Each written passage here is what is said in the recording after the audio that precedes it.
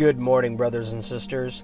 A common objection I hear is that the rapture is not in the Bible, or the word rapture is not in the Bible.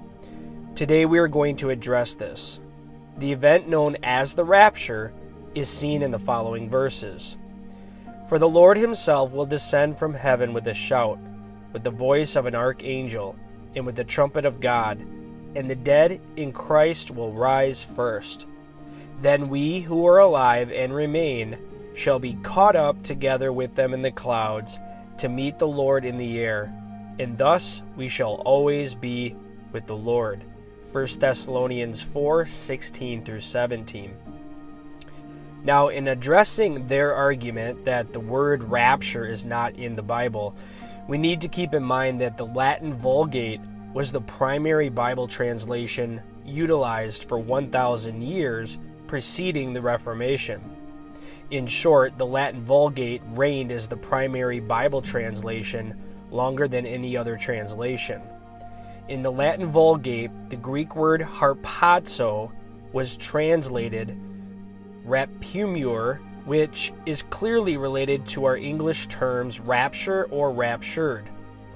So those detractors who argue that the term rapture does not appear in the Bible are only expressing their ignorance and are obviously unaware of the prominence of the Latin Vulgate translation in church history. Setting aside the argument that the word rapture, which is true, is not found in modern translations, the more important question is, what does the original Greek word harpazo actually mean? Shall be caught up. This phrase, harpazo, means to take for oneself, to choose, to raise up. It means to snatch away or up, to seize or seize upon, to steal, to catch away, to pluck, or to pull. Harpazo meant to take suddenly and vehemently, often with violence and speed, or quickly and without warning. The idea is to take by force, with a sudden swoop, and usually indicates a force which cannot be resisted. In eschatological terms, meaning future events, as in the present verse, harpazo refers to what is often known as the rapture, or the Latin word rapturo, seizing, rapo, seize, snatch. Harpazo thus can be translated by the verb to rapture, which describes the act of conveying or transporting a person from one place to another, or from one sphere of existence to another. The English word rapture can also convey the idea of ecstasy, as with one who is carried out of oneself with joy.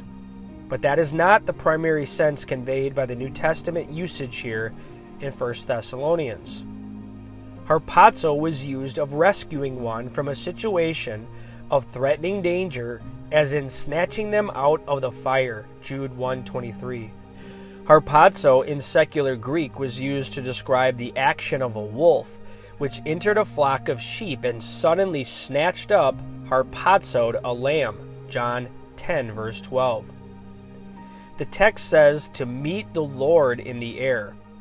Meet is the Greek word which means to come opposite to meet, especially to meet face to face, and describes a meeting, especially a meeting of two who are coming from different directions.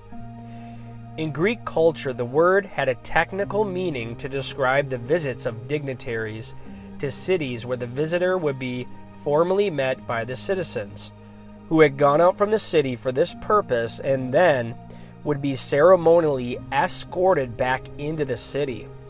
The Greek word was often used to suggest the meeting of a dignitary or a king, a famous person, describing people rushing to meet the one who was coming.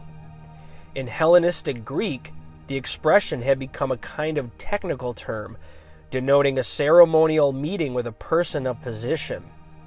In papyrus usage, it was used of an actual delegation going forth to meet a newly appointed magistrate or other dignitary upon his arrival in their district. The picture portrayed is that the meeting occurs between the Lord coming from one direction and believers coming from another to meet together in the air. Now that word together is hama in the Greek. It's a marker of simultaneous occurrence at the same time, denoting the coincidence of two actions in time. Hama describes a point of time which emphatically simultaneously with another point of time. Here in verse 17, the Greek word depicts a simultaneous snatching up of bodies of both believers who are still alive and believers who had fallen asleep in Christ and had been resurrected prior to being raptured. Reginald Showers on the rapture notes, quote, "Most theologians call this the rapture from the Latin verb rapto, which means to seize and carry off, because 1 Thessalonians 4:17 states that the church will be caught up to meet the Lord in the air. Other theologians have called this event the translation, taking that name from the Latin word translatio, transporting, transferring, because Christ will transport the church from one location to another at that time." In conclusion, we can see from studying the Greek words in 1 Thessalonians chapter 4 that even though the word rapture is not in our English Bibles, we can trace the word or event back to the original Greek, and it means the same thing. This event is very biblical, and people that object to the rapture have a real problem with rejecting 1 Thessalonians 4:17. Something only has to be in the Bible once for it to be true, and yet we see the event known as the rapture multiple times in the Bible, such as 1 Corinthians 15:51 through 52. Maranatha.